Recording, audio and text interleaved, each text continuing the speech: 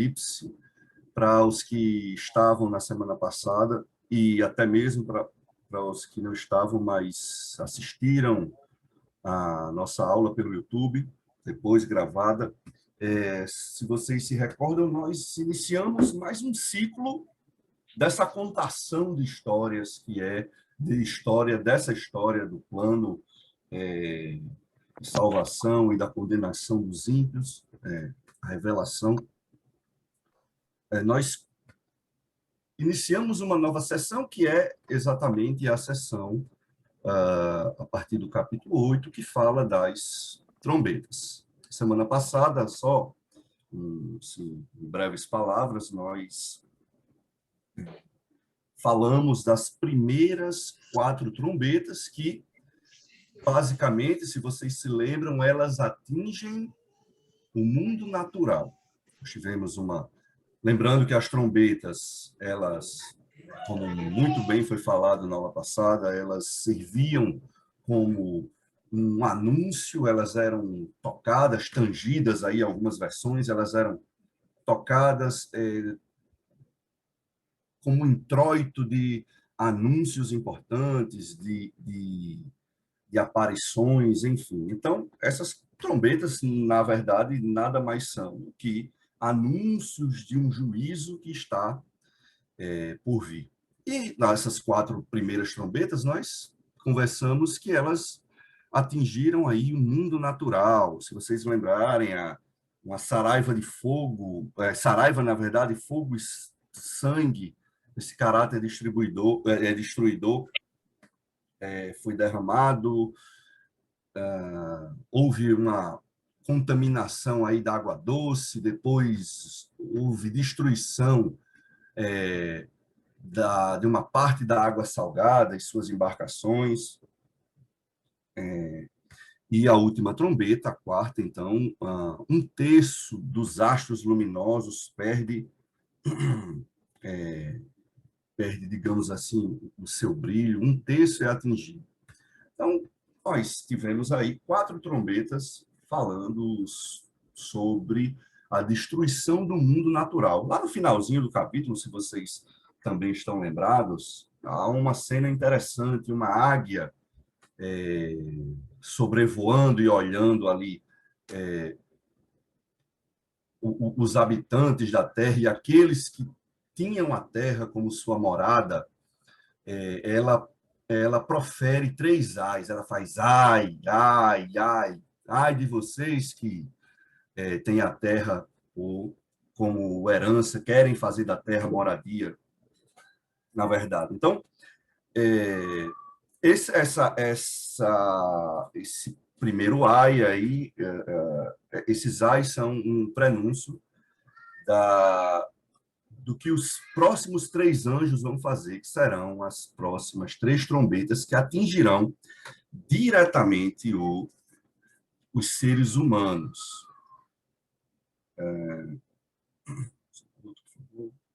Atingirão os seres humanos. Hoje nós vamos falar de 2 das 3 trombetas, tá?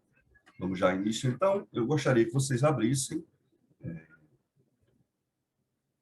o livro de Apocalipse, capítulo 9. A minha versão é a versão NVI, e eu vou ler aqui os 6 primeiros versículos, tá bom? Então, iniciando. O 5º anjo tocou... Antes disso, por gentileza, todos me ouvem bem? Se alguém tiver com alguma dificuldade... Ok, vamos lá. O 5º anjo tocou a sua trombeta, e vi uma estrela que havia caído do céu sobre a terra.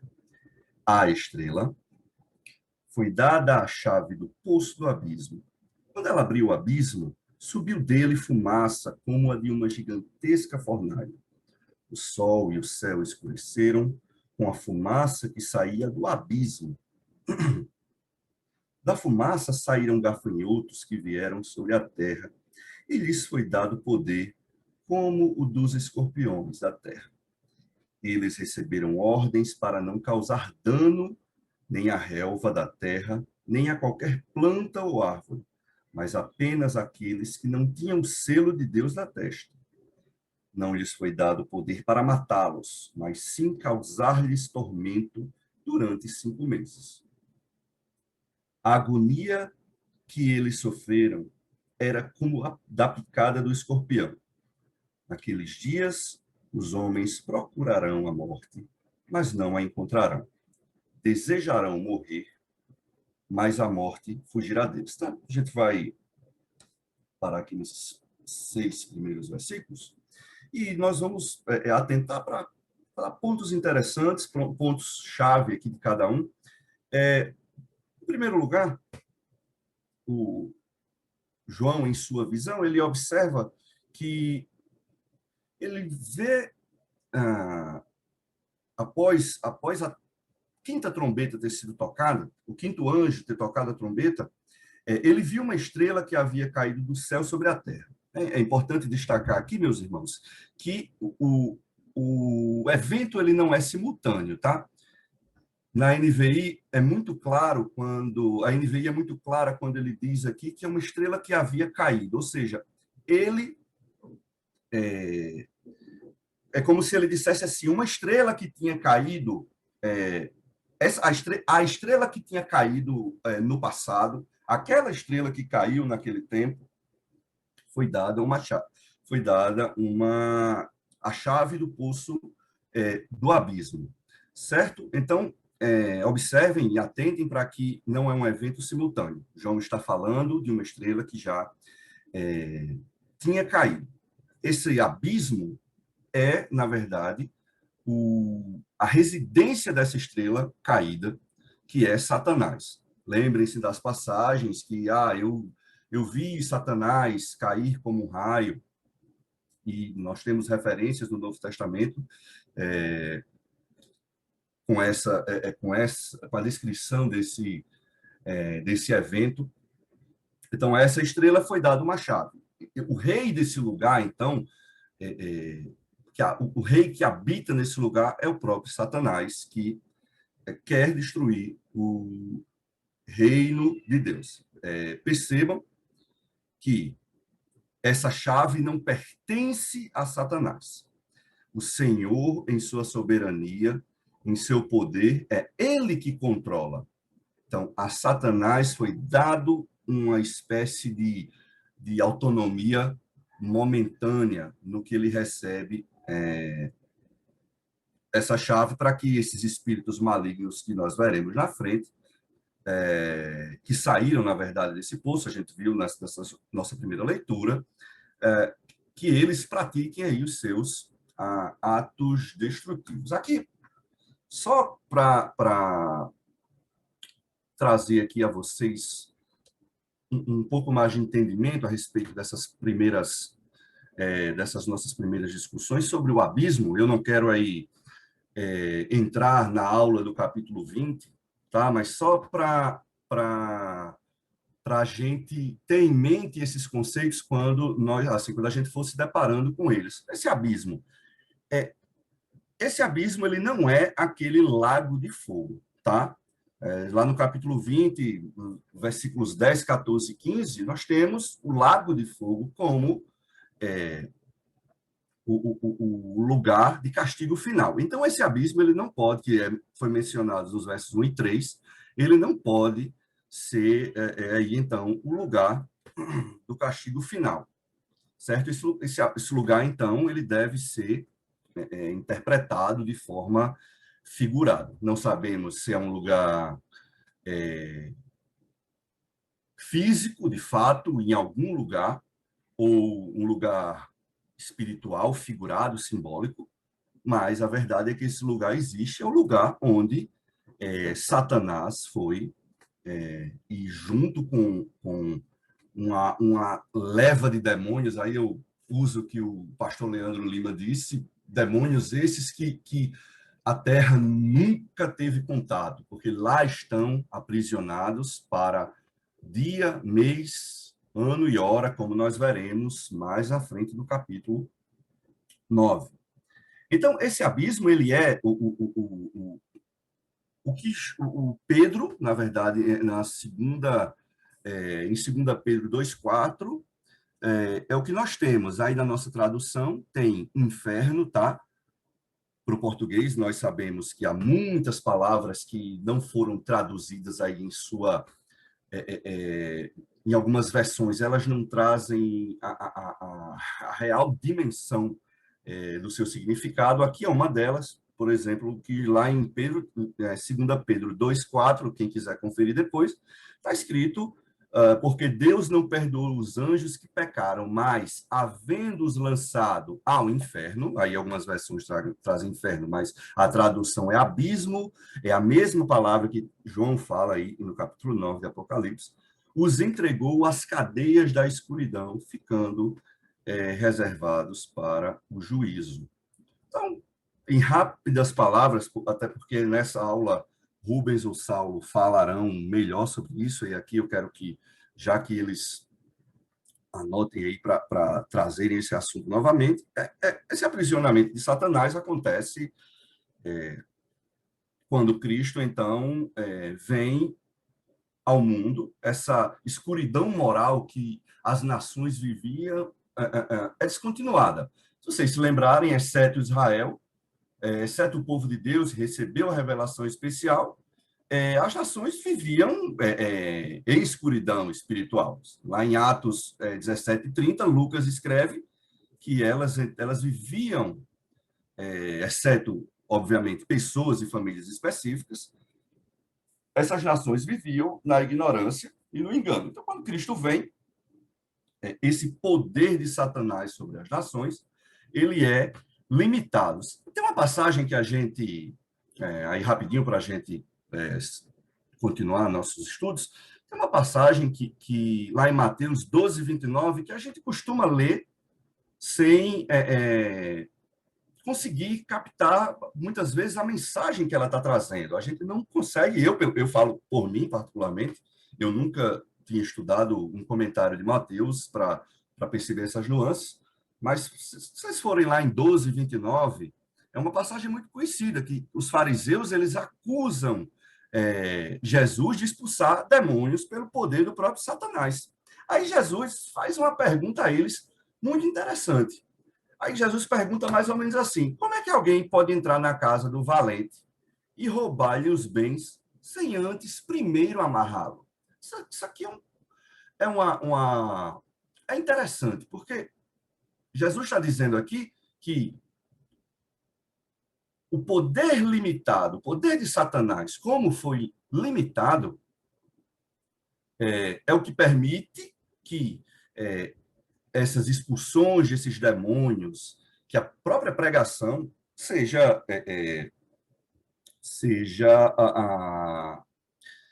feita de maneira mais eficiente. Obviamente, ninguém está falando aqui que se não fosse Satanás estar preso, Jesus não teria poder. Não tem nada a ver isso, tá, pessoal? Mas é que Satanás não tem mais o domínio, passou a não ter mais o domínio que ele tinha de engano das nações. Em João 12:31, quando Jesus diz: chegou o momento de ser julgado e o príncipe desse mundo e expulso, e ele diz, ele continua, quando eu for levantado a terra, atrairei todos para mim, exatamente corroborando isso que nós falamos até agora.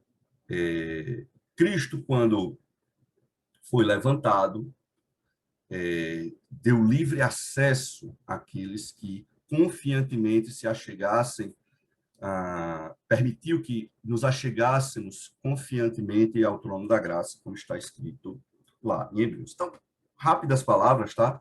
Sobre essa questão de Satanás estar preso nesse abismo, da questão da estrela que caiu e o abismo que é aberto, tá? Uma dúvida, meus irmãos, até aqui, né? Quem quiser pode falar. Rubens, alguma contribuição? Até agora, tudo ok? Ok, vamos lá.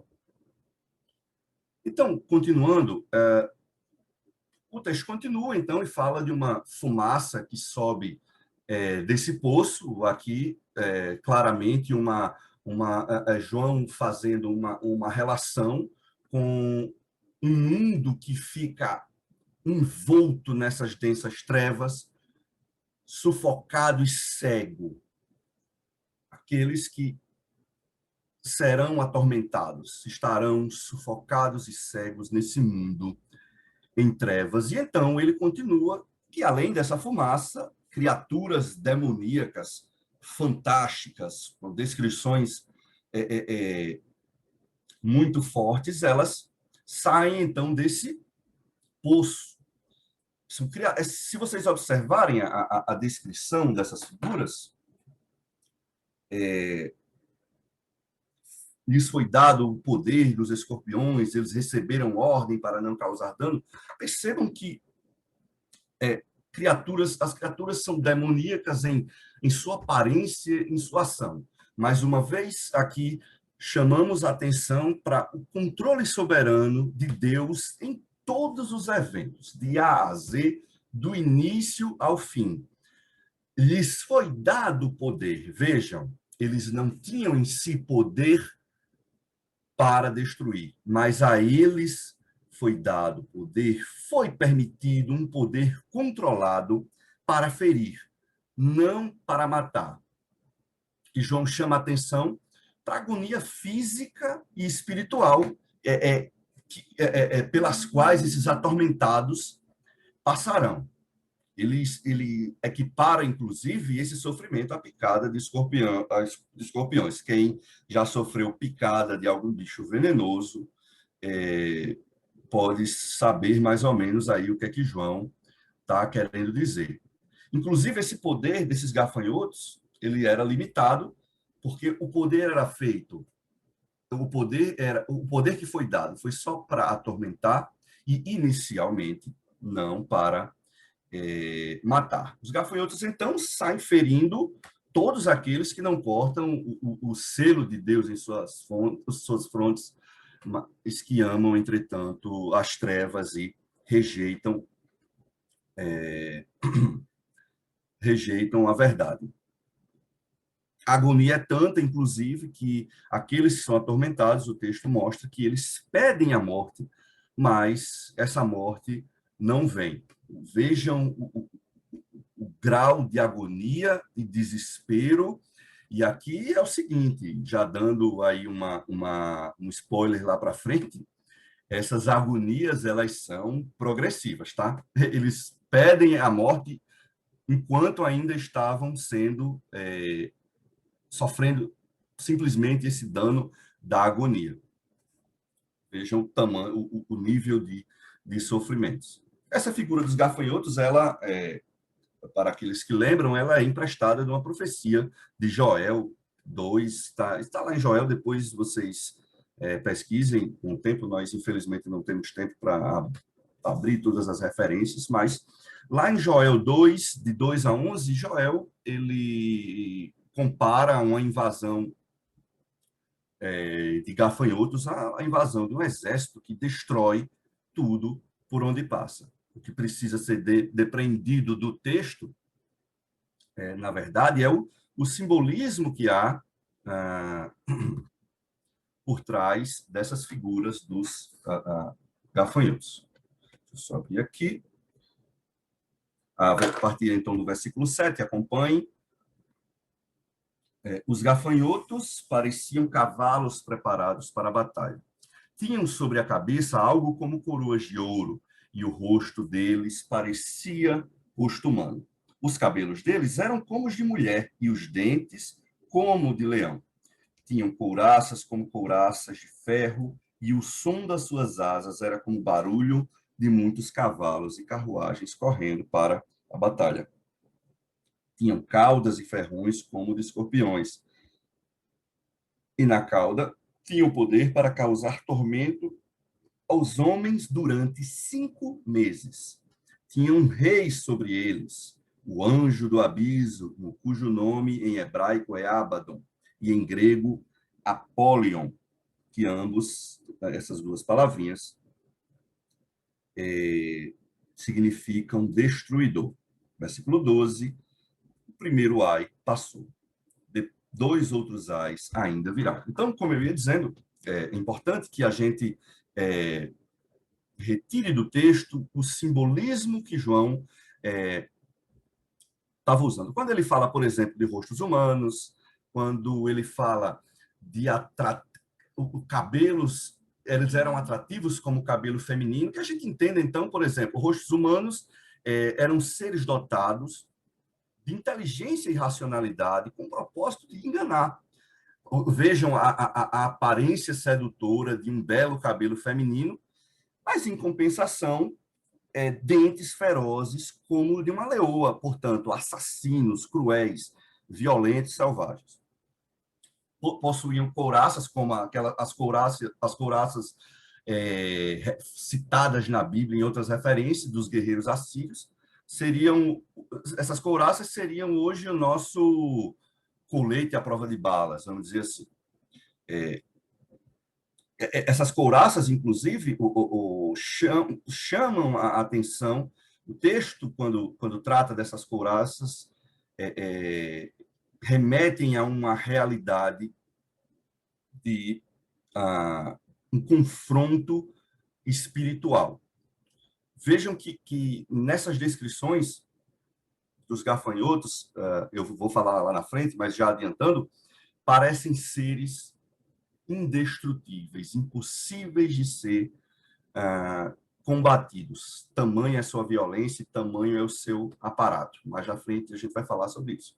Então, chega aí o versículo 12, e esse primeiro ai passa. Esses ais, eles se sucedem, como eu disse, em ordem crescente de intensidade, tá?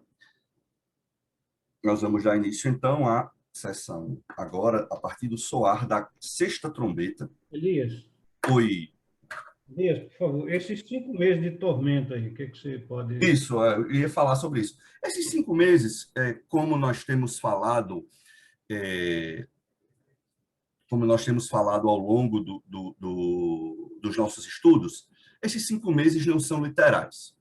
Há uma relação aqui, e a gente vai ver um sem número de comentaristas trazendo a mesma ideia de que 5 meses era um período de colheita. E esse período de colheita era um período que estava, assim, cujas plantações estavam propensas aí a esse ataque desses gafanhotos. Mas, assim, deixando isso à parte, que tem sua importância, esses 5 meses significam que é por um período, mas um período delimitado. Se vocês observarem, o 5 ele faz parte aí de multiplicadores dessa numerologia, tá? Assim, é um número que ele se relaciona com outros números que foram e serão falados. Não é um período literal, mas é um período estabelecido, específico, que tem hora para acabar. E vocês vão ver ao longo que a gente foi estudando que, de fato, esses 5 meses passam. Alguém tirou mais o microfone do muro? Respondido, meu amigo? Cláudio, Oi, Cláudio, pode falar. em relação a esses 5 meses, né? Os estudiosos dizem que 5 meses é o período de vida de um gafanhoto inseto, né? Desde a larva até a morte. E parece que no versículo 10, onde que eles têm o poder de causar dano aos homens por 5 meses, eu fico imaginando, assim, é a imaginação minha, né? Tá. Que ele quer dizer que enquanto esses demônios que têm essa aparência estiverem vivos e ativos, eles não cessam de agir. Ou seja, enquanto eles existirem, eles não dão trégua aos homens, né? Eu não sei exatamente o período e creio que também não vai ser 5 meses, claro. Mas penso que enquanto eles estiverem vivos e ativos, eles não darão trégua em sua... Usando o que o texto traz, enquanto a eles for permitido. Isso. Porque o texto traz, é muito claro quando mostra que eles agem sob a permissão de Deus, a sua ação é limitada, porque eles não podem matar, eles só podem atormentar, e por esse período. Uhum. Sim, mas correto, meu irmão. É.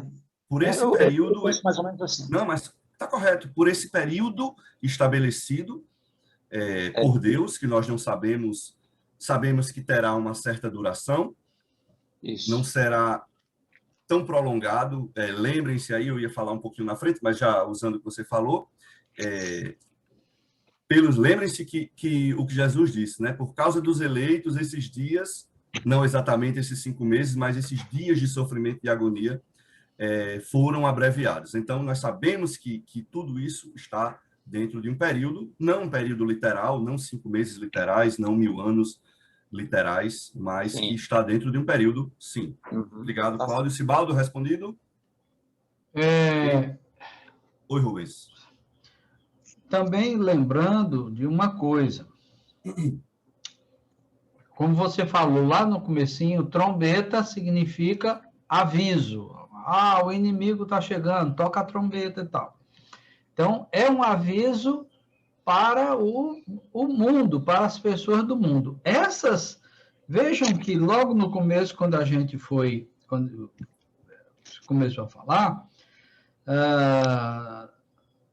foi dado, eles receberam ordens no versículo 4. Uhum. Eles receberam ordem para não causar dano nem à relva da terra, nem a qualquer planta ou árvore.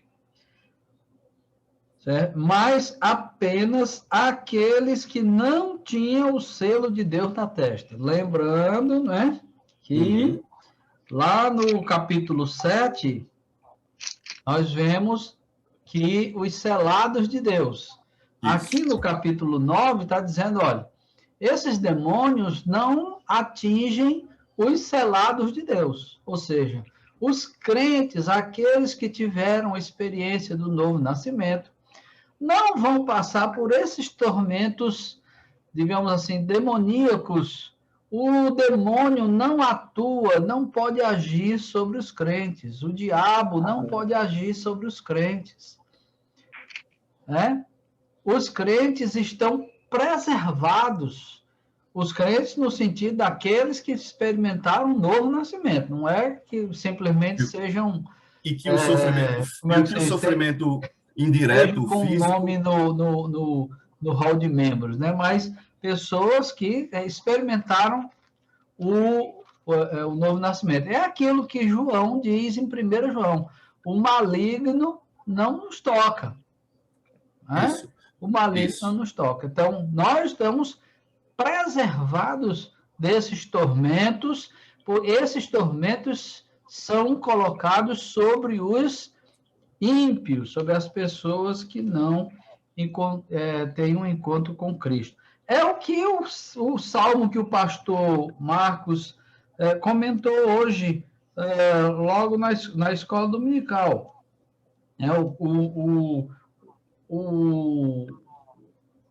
O Salmo 11, versículo 6. Sobre os ímpios ele fará chover brasas ardentes e enxofre incandescente. Vento ressecante é o que terão.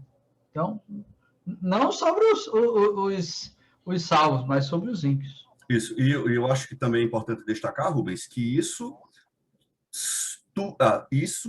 sobretudo, e principalmente na esfera espiritual, porque nossos corpos, fisicamente, nós sofremos dessas ações de forma indireta. Vejam lá no capítulo 6 que aqueles que haviam sido mortos, eles chegam ao trono do incenso e dizem, olha, até quando, Senhor?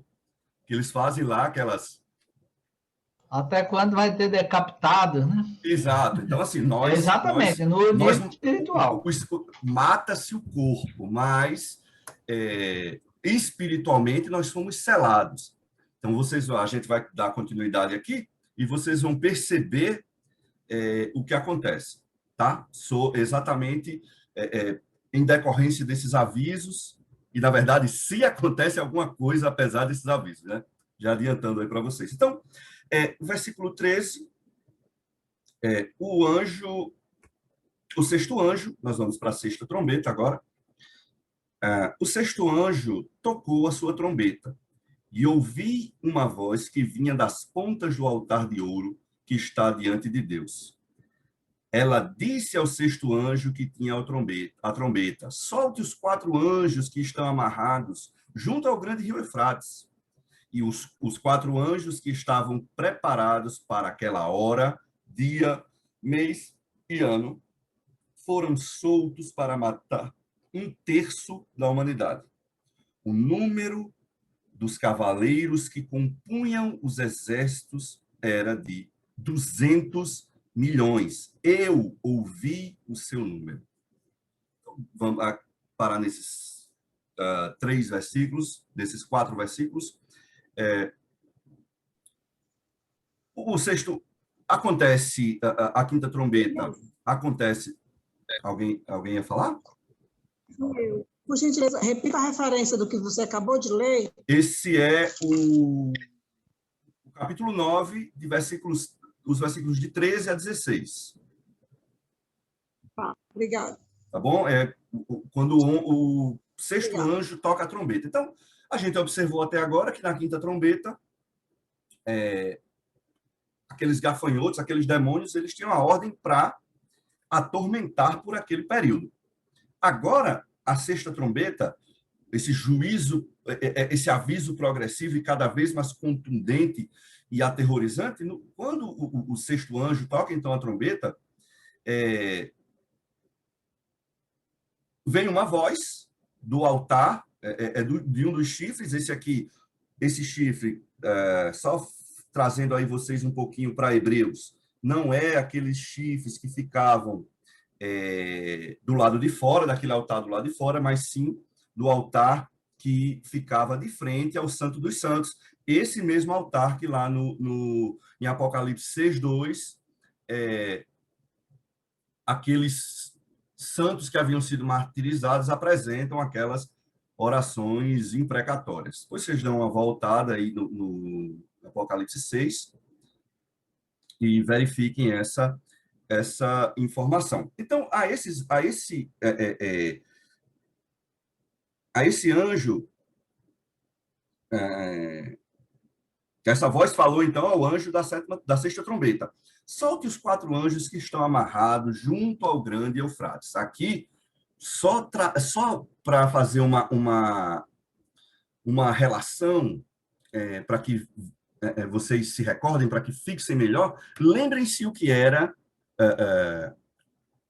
o Eufrates. O Eufrates, ele era o limite oriental do Império Romano. E, do outro lado, estavam os temidos partos.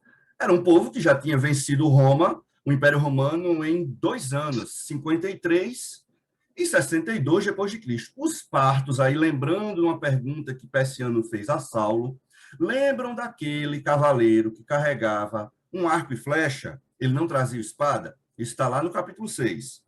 É o mesmo povo daquele guerreiro muito temido, que eram guerreiros de muita habilidade, que enquanto cavalgavam conseguiam atirar flechas. Era um povo muito temido pelo Império Romano. Então, João, ele começa a pintar essa cena para que se entenda que o terror que virá agora é muito maior do que o passado. É como se ele dissesse assim: olha, libere ali, aquele povo que está doidinho para atravessar o Eufrates. E outra coisa, ele também usa referências do Antigo Testamento, quando, lembrem-se que as invasões dos assírios, babilônios, a maioria delas se deu pelo próprio Eufrates. Deus usava, se vocês forem a Isaías 8, versículos 7 e 8, vocês vão ver que Deus usava esse rio de forma figurada para inundar a terra de seu povo, para promover uma inundação inimiga no território do seu próprio povo. Então, vejam que João, ele tenta transmitir, através dessa visão dos quatro seres liberados do rio Eufrates. Então, essas forças malignas agora, elas são liberadas para agir no mundo, que se esqueceu, obviamente, de Deus e sua palavra, que deliberadamente se nega. Os crentes, como nós falamos, eles não sofrem esse dano espiritual, tá? Porque eles são selados. E percebam o cenário, então, de conflito global que parece se abrir quando esses 4 seres são liberados. Com o intuito de Deus ainda de avisar e de impelir os ímpios ao arrependimento. Versículos 17, a partir do 17, então. Os cavalos e os cavaleiros que vi em minha visão tinham este aspecto. Estou no versículo 17, tá, pessoal? As suas couraças eram vermelhas como fogo, azuis como jacinto e amarelas como enxofre. A cabeça dos cavalos parecia a cabeça de um leão, e da boca lançavam fogo, fumaça e enxofre. 1/3 da humanidade foi morto pelas 3 pragas, de fogo, fumaça e enxofre que saía de suas bocas. O poder dos cavalos estava na boca e na cauda, pois as suas caudas eram como cobras, tinham cabeças com as quais feriam as pessoas.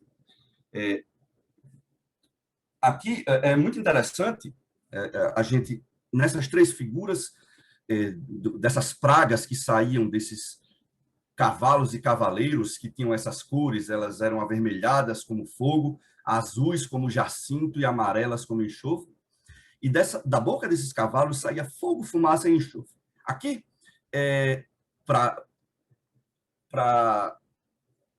contextualizar um pouco a todos vocês, ele fala de uma cor azul como jacinto. Quem já teve a oportunidade de fazer experiências de laboratório, de colorações, enfim, vai se lembrar da cor dos sulfatos, a cor emitida na queima dos sulfatos. E é uma cor extremamente azulada, é como se fosse um azul turquesa. Inclusive, se vocês quiserem dar um Google aí, quem tiver no celular e no computador, vocês põem assim na busca, vulcão lava azul. Existe um vulcão na Indonésia que lança lavas azuis. Por quê? Porque o fogo que sai do vulcão, ele queima uma mina riquíssima em sulfatos. Por isso que a lava é azul, a imagem é bastante interessante. Quem quiser verificar, pode até colocar depois o link no nosso grupo do WhatsApp. É muito interessante. E a fumaça sulfurosa, ela é extremamente tóxica. Ela é extremamente letal. Ela é violentíssima. Nos laboratórios, quando essas experiências são feitas, só aqui um adendozinho para vocês ficarem ligados, quando essas experiências são feitas, elas são feitas dentro de uma capela de fluxo, para que esses vapores sejam de pronto sugados. Então, observem que desses seres, desses cavalos e cavaleiros, vinha algo que era extremamente tóxico, extremamente letal aos homens. Essa tríade de elementos é causadora, então, de uma devastação, da morte. Elias, só um momento. Aqui, ó. Ó, pronto, ó, tá vendo? E vem falando muita coisa, viu? Sobre ele. Vejam essa foto. Isso aqui é lava de verdade. Mas o vulcão, ele se situa, na verdade, existe uma mina de sulfatos nesse vulcão. É por isso que essa coloração Tem mais azul é impressionante, né, pessoal? Essa imagem, a gente que está acostumado a ver lava. E é fogo, né? Isso, aquela lava avermelhada, laranja avermelhado, enfim, é muito interessante. Obrigado, minha irmã. Nada. Então, essa tríade de elementos, ela é uma tríade assassina. No próximo versículo, diz que ela, na verdade, matou 1/3 da humanidade. para aqueles que gostam, nós já estamos chegando aqui perto do finzinho. Antes de falar essa partezinha, lembrem-se que no Antigo Testamento há inúmeras referências que citam fumaça e fogo como manifestação da ira de Deus aos seus inimigos. E percebam uma coisa interessante, que esses cavalos e cavaleiros, vejam, que da boca saem essas forças, essa tríade letal, de fogo, dessa fumaça e do enxofre. E esses cavalos apresentam uma cauda como um escorpião. Vejam a ideia de que é uma tormenta da qual é impossível de se escapar.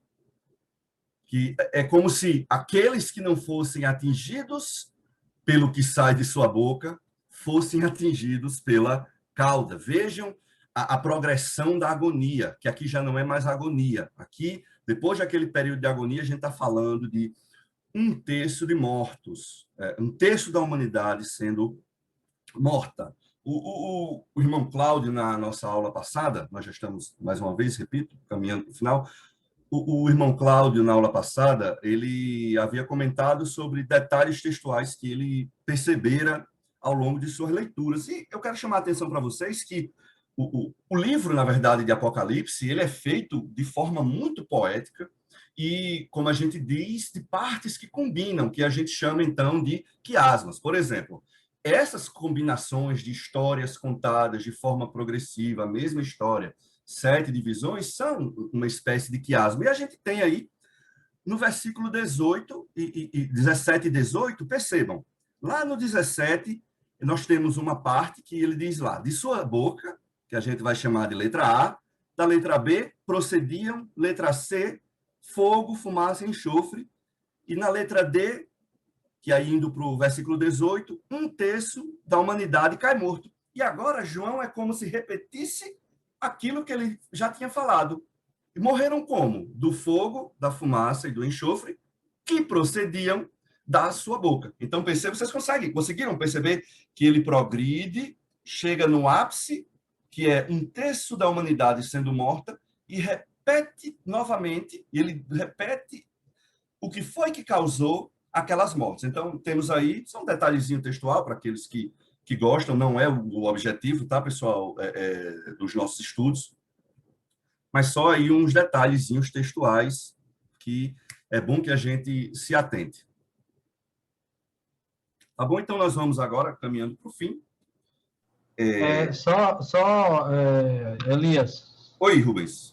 Só para dizer, tudo isso que está acontecendo aqui, precisamos nos lembrar, ocorre durante a primeira e a segunda vinda de Cristo, porque a história está sendo sempre repetida.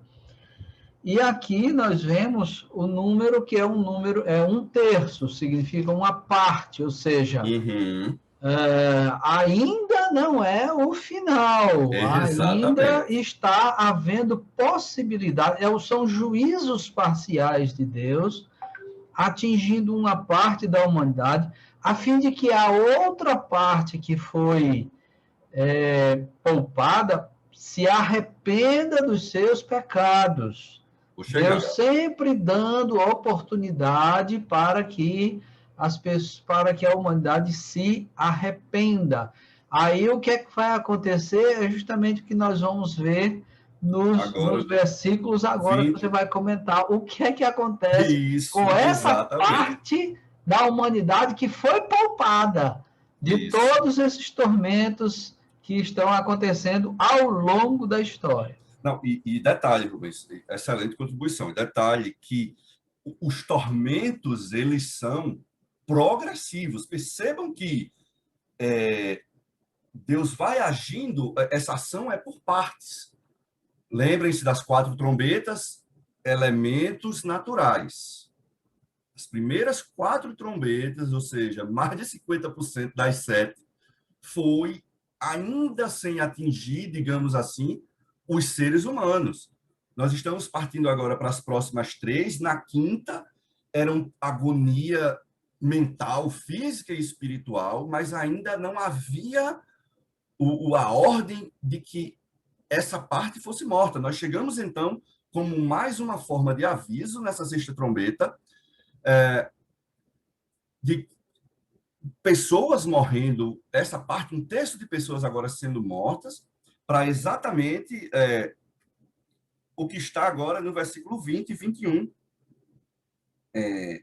Nós vamos ler agora. Versículo 20 e 21. O restante da humanidade que não morreu por essas pragas, nem assim se arrependeu das obras de suas mãos.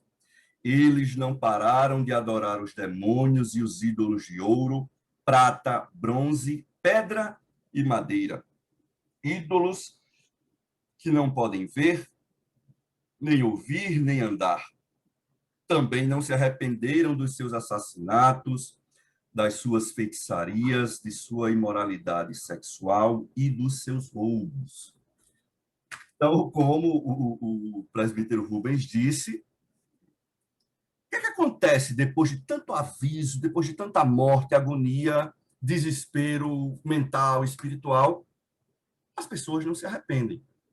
Pelo contrário, além de não se arrependerem, elas continuam a sua idolatria. Aí é interessante a regressão que João faz dos elementos. Ídolos de ouro, de prata, bronze, pedra e madeira. Ou seja, da idolatria mais, digamos assim, rebuscada e mais sofisticada e detalhe, mais aparente, até uma idolatria que aparentemente é desimportante como uma pedra. E aqui, meus irmãos, já finalizando, nós temos aí 7 minutos.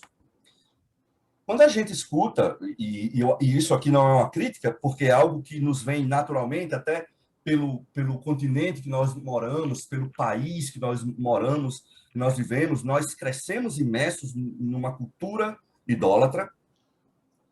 A gente sempre imagina nos outros essa prática dessa idolatria. A gente nunca se atenta... a gente sempre pensa que a idolatria é aquelas imagens, que a idolatria é aquela que o pessoal lá da Índia pratica, mas é interessante que a gente nunca se atenta que a idolatria pode estar aqui, debaixo dos nossos olhos. Claro, meus irmãos, eu não estou falando para crentes selados, assim, de crentes selados. Estou falando para aqueles que aparentemente não levam uma vida de idolatria nos moldes que nós estamos acostumados, nessa caixinha que nós estamos acostumados a pensar. Mas a idolatria, às vezes, está no trabalho. A idolatria, às vezes, está quando você coloca quando as pessoas colocam suas famílias, o prazer, os bens em primeiro lugar. A idolatria está no nosso dia a dia, no nosso celular, no nosso tablet. E nós precisamos ficar atentos, está nas nossas rotinas também, enfim, nós precisamos ficar atentos, porque idolatria não necessariamente é adoração ao ídolo, mas é tudo aquilo que a gente coloca em primeiro lugar. E João... No lugar de Deus. Tudo que é colocado no lugar de Deus, desculpem. Tudo que é colocado, obrigado. Tudo que é colocado no lugar de Deus é um ídolo e é idolatria. E aqui João finaliza o versículo 21, aparentemente de forma assim desintencional, mas não. Ele diz aqui que esses ídolos não veem, não andam e nem ouvem. Lembrem-se, Deus entregou o povo dele para cativeiro por causa de idolatria, porque abandonou a adoração genuína a ele, de uma forma que Isaías quis orar pelo povo, e Deus disse a ele, olha, esse povo vai para o cativeiro e nem adianta você orar. Isaías, vai ser de um negócio de tamanha magnitude que você vai falar.